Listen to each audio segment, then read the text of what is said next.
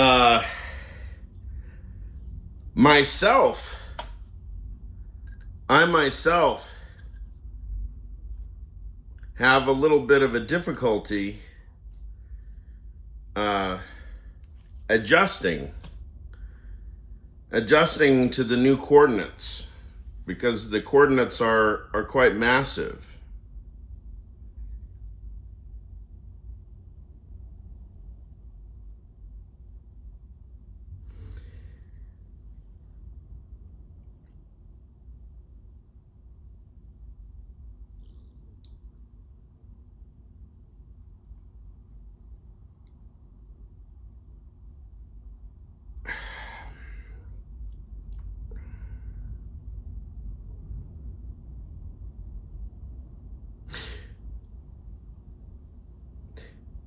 For all my interest in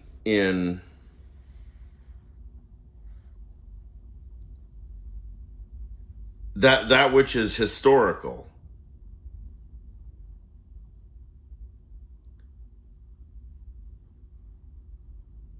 conspicuous historical coordinates, for all my interest in that,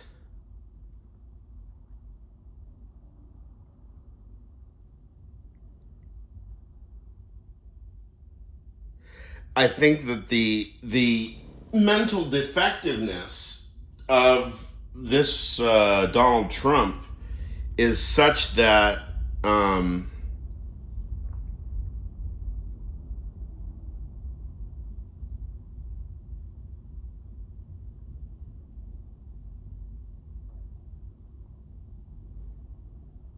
it's quite difficult to be prepared for something like that. This Trump. One might be tempted, or at least I might be tempted, to even think that, oh, if only it were Mussolini, if only it were Hitler, then we would know then we would know what to do.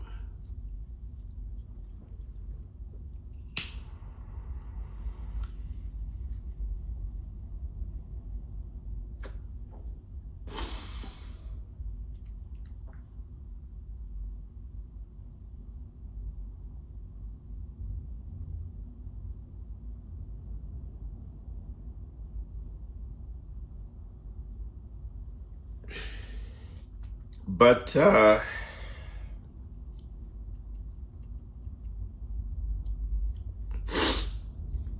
with some decades of hindsight, one would, as a thinker, be taking advantage of all kinds of insight and results that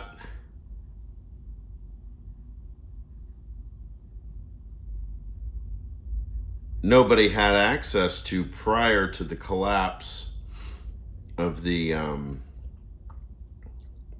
Axis powers.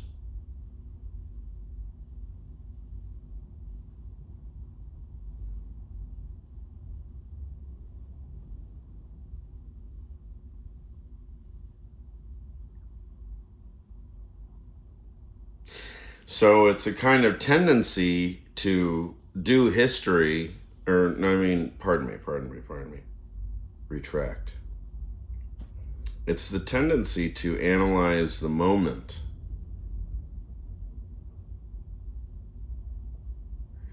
based on knowledge that you technically don't have.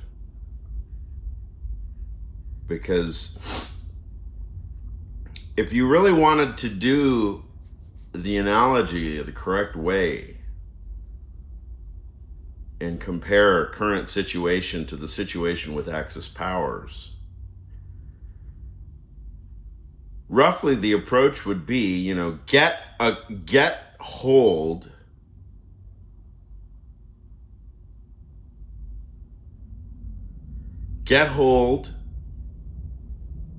of each newspaper every day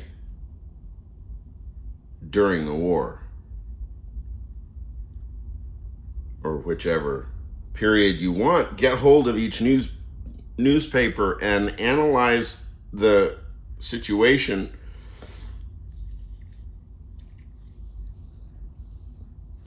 solely based on the data you have.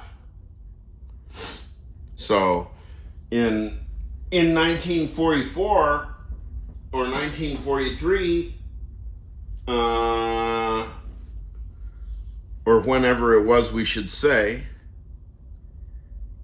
maybe, what is it, 1941? After the Dunkirk situation, see, I know all the Hollywood history. You know, I'm canonically fluent in world history as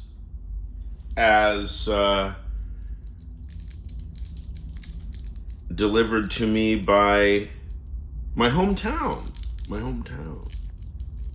Hollywood, California. It's not true.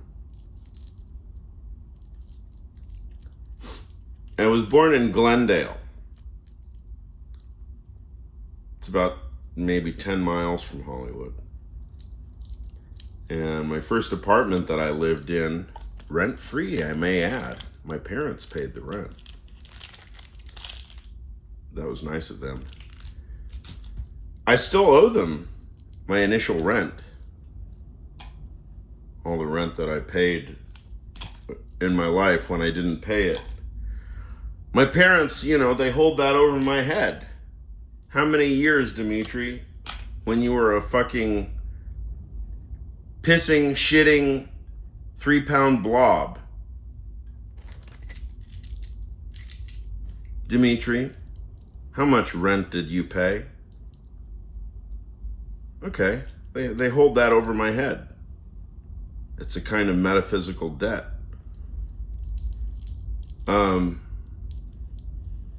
But I hold over their head a slightly more curious piece of debt, which is, you guessed it, the fact that I exist at all. That's a kind of original sin that I would imagine, redound and accrue to their side of the ledger. And in my of late chosen form of parlance, that's enough to make anyone become madly religious, knowing that you were responsible for causing the existence of another living being. Right, Mr. President? Yeah, you know all about suffering, don't you? Donald Trump, suffering. Donald Trump, what is your relationship to suffering?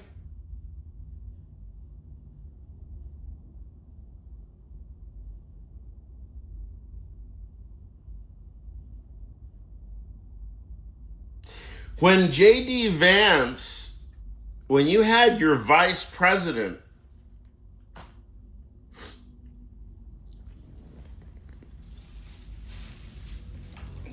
running himself ragged, sending him to fucking Viktor Orban to destroy Orban's election,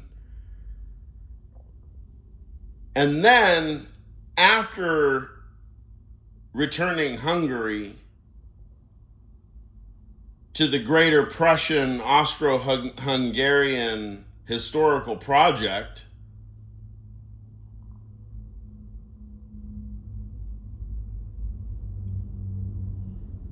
you go to Pakistan to do what? Insult everybody. Insult yourself, embarrass the American people.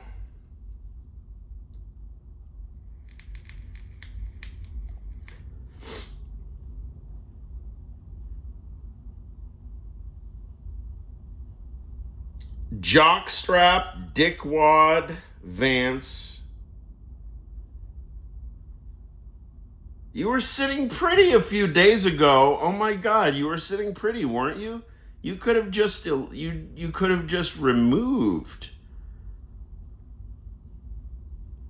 our large toe of a president, if you will. Isn't he sort of like President Large Toe? Regardless of the size of Trump's phallus or his feet or his hemorrhoids or his beer belly or his non-beer beer belly or whatever,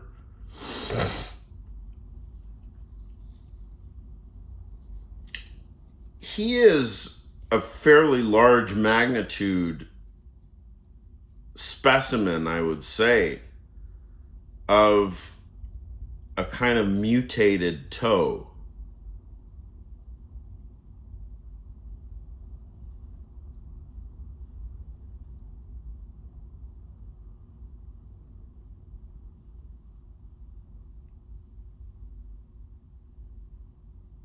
President mutated toe.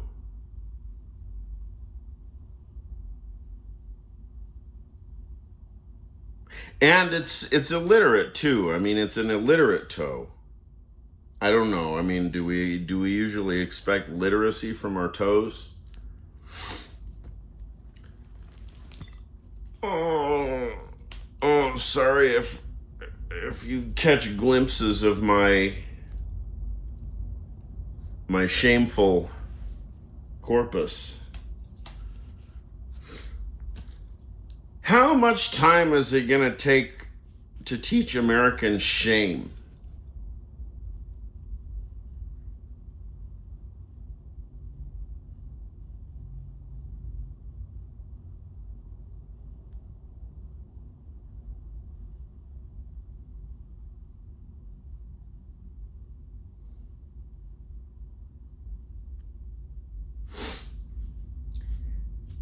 Oh, Lord. See, the one thing that's happening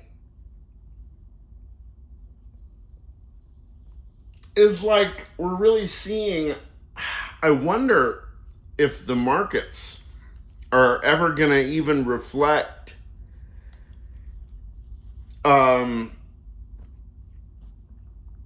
financial turmoil. Is everything so heavily abstracted now? And I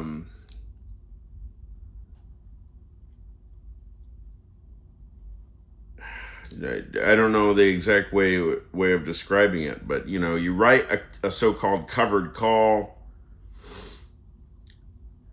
You're dealing with spreads and probabilities to both sides of the market fluctuation. And my hunch is that in the wake of the meltdown in 2009, while non-financial, people who are not financial professionals were getting their ass handed to them on a plate and having all of their generational, I guess I shouldn't say generational wealth. Only wealthy people have generational wealth. But whatever you got, if you were building toward building generational 12th wealth, that was all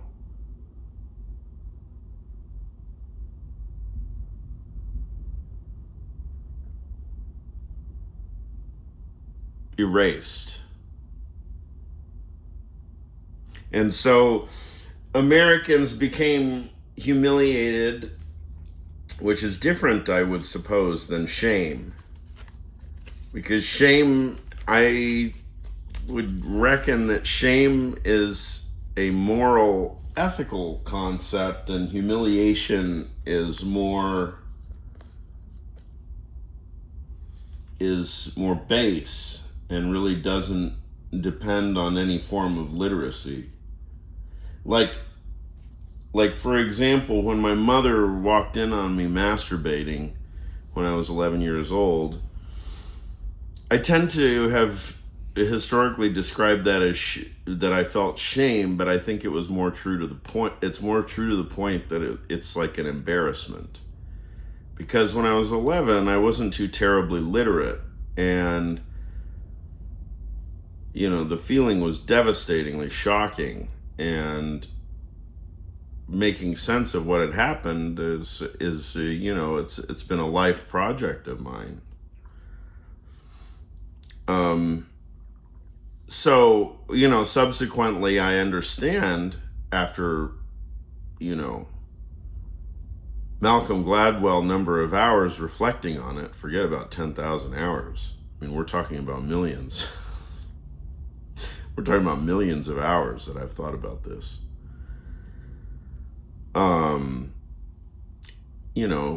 There's no such thing as sexual shame. It's humans that, it's basically ignorant, immature humans who fabricate or construct the notion of sexual shame. Sexual shame is a thoroughgoingly illiteracy-based concept. It's a kind of concept without a concept. Because if you try to get somebody to articulate for you their concept of sexual shame, it will fall apart before it even gets off the ground. Now, I don't know what sort of a term it is that we actually mean. I propose that embarrassment is slightly closer. When somebody walks in on you and you're in a very vulnerable position, like let's say that somebody walks in on you and you got, some object is sticking out of your ass, and it wasn't an accident, because plenty of people go into the emergency room and they've got like,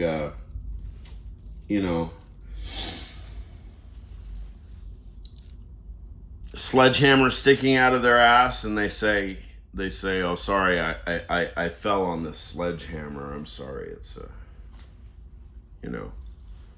okay. Shame versus embarrassment. Now, is there shame about being a sexual being? Well, look, plenty of people insert objects in their ass. My personal opinion of the practice is that it's very hard on the body. It's very hard on the body because in terms of intestinal wall lining and mucous membranes and stuff, all of that, what do you call it? That particular tissue, I mean, it's built, of course, for wear and tear, but then again, I mean, what kind of wear and tear are you talking about? So on the one hand, human sexuality has its idiosyncrasies, let us say, but then on the other hand, there's a kind of cost-benefit analysis. I mean, how much trouble is it worth? Well, there's no accounting for taste, and to each their own, right? So is it shame or is it embarrassment? Now, if we consider the whole, whatever they are, the sexual sadism brigade of billionaires, I guess now it's coming clear that the billionaire class, or what we've come to playfully and endearingly refer to them as the Epstein class. Turns out that there may be, as difficult as this is for myself to engage in, there may be reason to start. No, I can't do it. I can't do it because already there's too many exceptions. There's some exceptions. And I would imagine, look, where'd Warren Buffett go?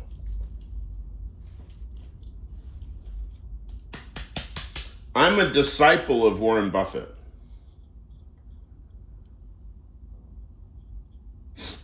I've read a tremendous amount of his writing, and I understand his investment philosophy by heart. I have demonstrated it and tested it for myself, not by one stock or one transaction, but I lived myself as an investor for much of my life. In fact, all of my adult life, I've lived as an investor. And I have verified that Warren Buffett's system of philosophy is sound. It's quite sound. If you want to know the origin of his philosophy, I've already, I repeat myself like a broken record on this, but it's important. The title is John Burr Williams, A Theory of Investment Value. That, dear Sam Altman, that, dear Dario Amodeu, and that, dear Google CEO, wherever you are, you're probably a robot at this point. Dear Google CEO, dear Shmem, and Amadou.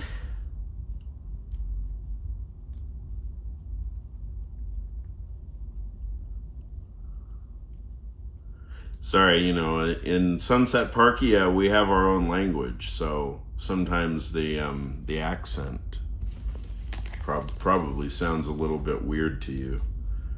But, we're a very open society. Westphalia, too, is a very open attitude of participation, public participation, minded, mind-minded and public participation-minded, reason-oriented. Sunset Parkia, Westphalia 2.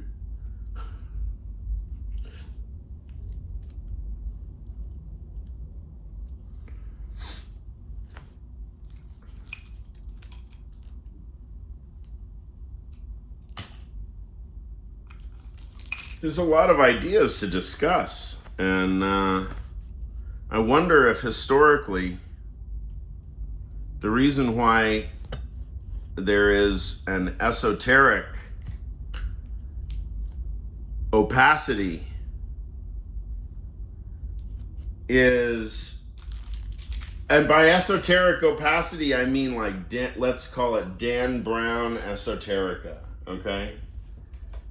Dan Brown esoterica. So apparently one is very focused. Oh, what is the secret practice? Who are the secret conspirators? What's really going on behind the scene? And it looks focused. it looks like you will get there. But this is the ruse. Because the purloined letter is always unfolding immediately in front of you.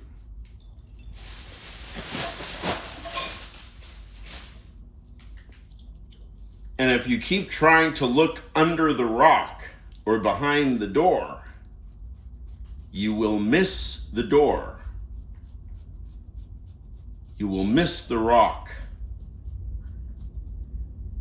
And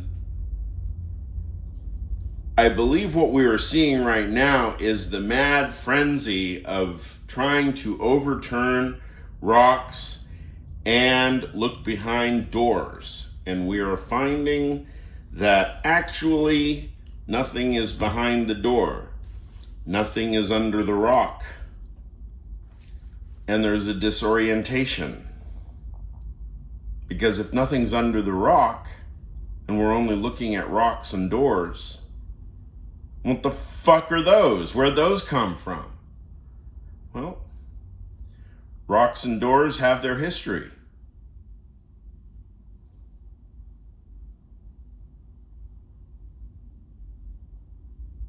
And that's what people like myself do.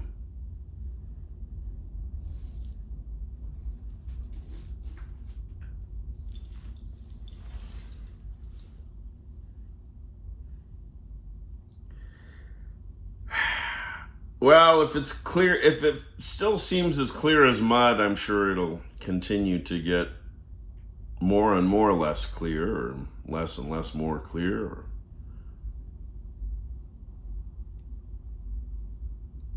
I'll leave on this hypothetical, and listen very carefully and really try to sit with this hypothetical because I think it really cuts to the core of the sort of predicament that we happen to find ourselves in on April 14th, 2026. 27 minutes and, it's just 28 minutes right now into my talk. Okay. Axiom 1. Okay? Axiom 1. For this theory, a thought experiment, whatever I'm doing right now. Donald Trump wants you to submit. Who is you? Who is you? 1. Anyone who may happen to be there. I mean, there are curious exceptions. Vladimir Putin is one. It doesn't look like he's trying to get Putin to submit it to anything. It looks much more like Putin is trying to get Donald Trump to submit. There is also some footage that I just saw of Donald Trump at a UFC match, which supposedly he went to with Marco Rubio, and Marco Rubio was sitting next to him, showing what? Like showing Trump tweets from J.D. Vance, who was running himself ragged everywhere. We almost got the deal done. Or we almost got Orban elected, and then we almost did the Iranian whatever. Well, anyway, so there Trump is for all the world to see, and he was mic'd too, and he's talking to one of this big UFC guy, who's of course sitting up there kneeling at the stage, and Trump is standing there, and Trump touches the gentleman's left knee, and Trump is clearly sexually excited, and he's saying, "Oh, you're such an amazing fighter. You're such an amazing fighter."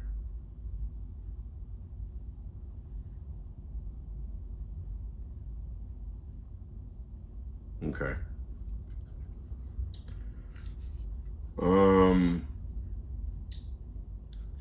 So it didn't really look like he was trying to get that guy to submit. It looked rather much more like that guy, that he was submitting to that guy. I mean, that was very submissive, right? It's like very submissive to be like, oh,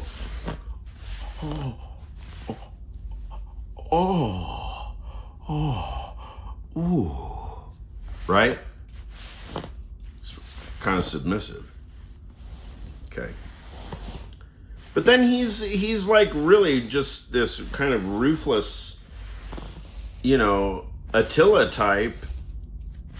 the Genghis Khan type to everybody who's not either a big muscular oiled UFC fighter or Vladimir Putin. Okay.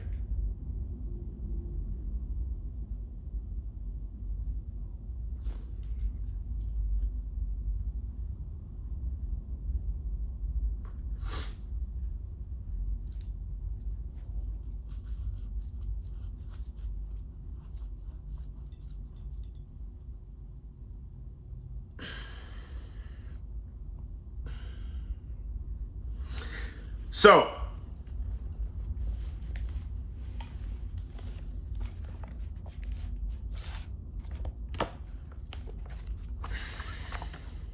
what did I say Axiom 1 was?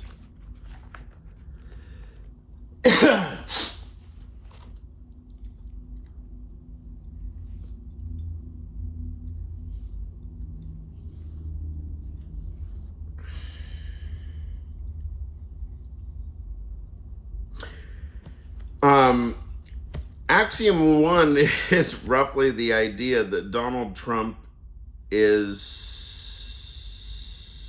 interested in getting his way, except, I guess, what? When he's somebody's bitch. So I don't know how much that really gets us in terms of knowledge, because we don't actually know whose bitch Donald Trump is. I mean, maybe he's like the bitch of a UFC fighter, or maybe he's Vladimir Putin's bitch, or maybe he's Netanyahu's bitch. But what I'm getting at, thought experiment wise, is this: that if you give him whatever he wants, and let's suppose the whole world submits to Donald Trump and bows prostrate and genuflect prostration and genuflection at the feet of dear leader, right? Okay. Except for, I guess, UFC fighter and Vladimir Putin, they get to be what? They get to be spectators or something.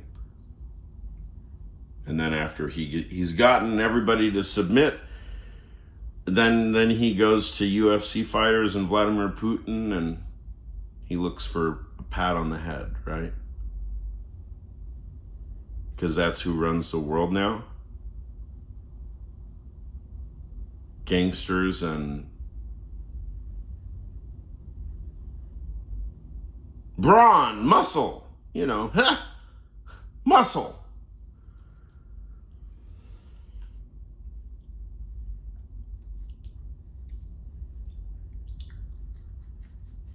Force is machine. Force is machine. Join in the chant. Join in the chant. Nitzareb. See now, play Donald Trump Nitzareb.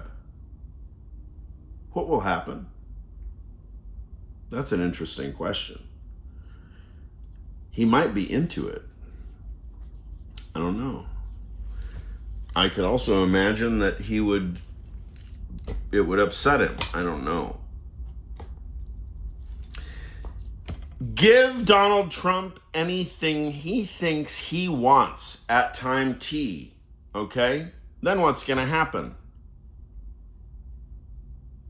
He's going to shit all over it. He's going to throw it in your face. He's going to criticize you for giving it to him. There is no theory. There is no foundation. There is no state of affairs that Donald Trump actually wants outside of outside of his own private umbrage-fueled, indignation-fueled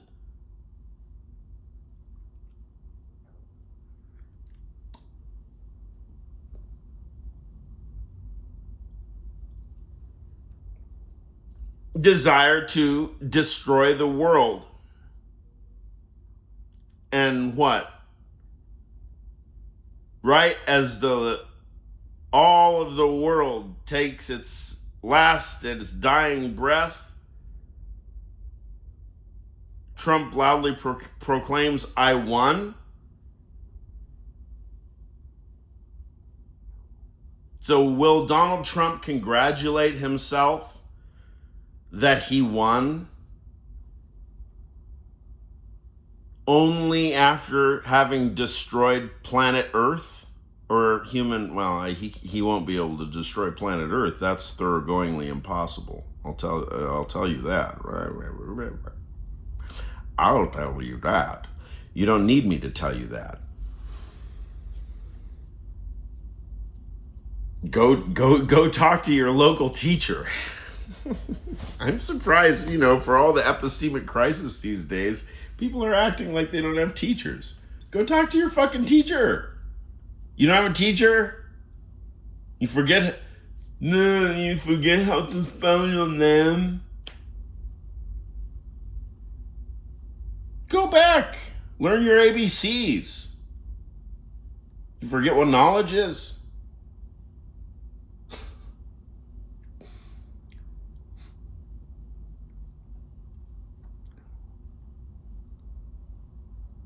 The final absurdity of Donald Trump is that he has no position. There is nothing that he can be given which will satisfy him, because submission disgusts him,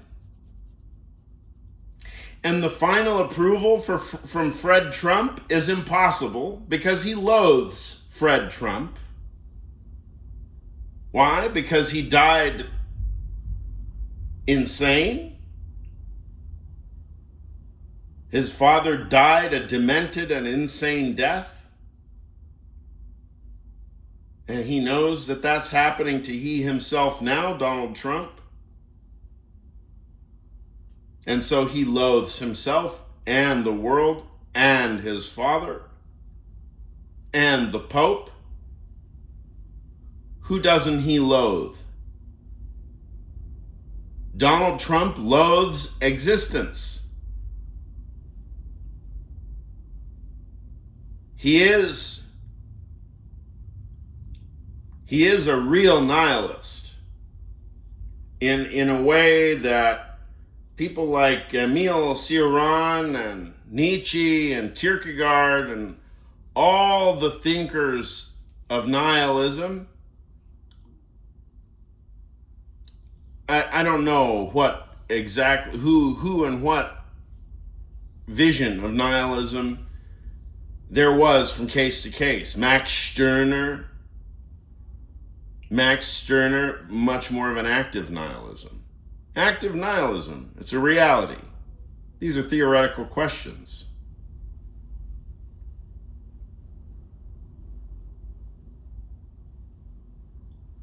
Donald Trump. He loathes learning. He loathes knowledge. He loathes his family. He loathes the Gospels.